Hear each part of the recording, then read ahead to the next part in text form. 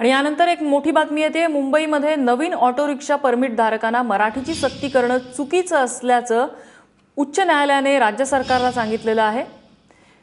अमेय राणे आमचे प्रतिनिधी आपल्याला अधिक माहिती देतात। अमेय, नम्रता, मीरा भाईंदर येथील रिक्षा चालक संघटनेची या संदर्भात हायकोर्टात याचिका आहे। त्यांचं असं म्हणणं आहे की बॅच धारक म्हणजे जो रिक्षा चालवतो त्याला मराठी भाषेची सक्ती असणं किंवा त्याला मराठी भाषेचं ज्ञान असणं हे मान्य आहे, मात्र जे परवाना धारक आहेत त्यांना मराठी भाषेची सक्ती का?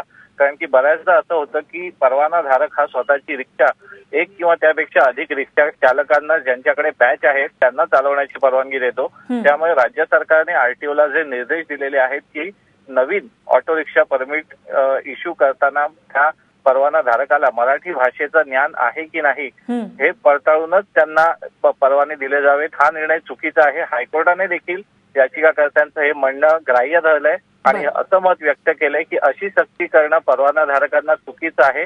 या संदर्भात उद्या मुंबई उच्च न्यायालय आपला सविस्तर जो आदेश आहे तो देणार आहे। नम्रता, तू लक्ष ठेवून राहाच अमेय, ताजी माहिती घेत राहू तुझ्याकडून। तुर्तास धन्यवाद या माहितीबद्दल।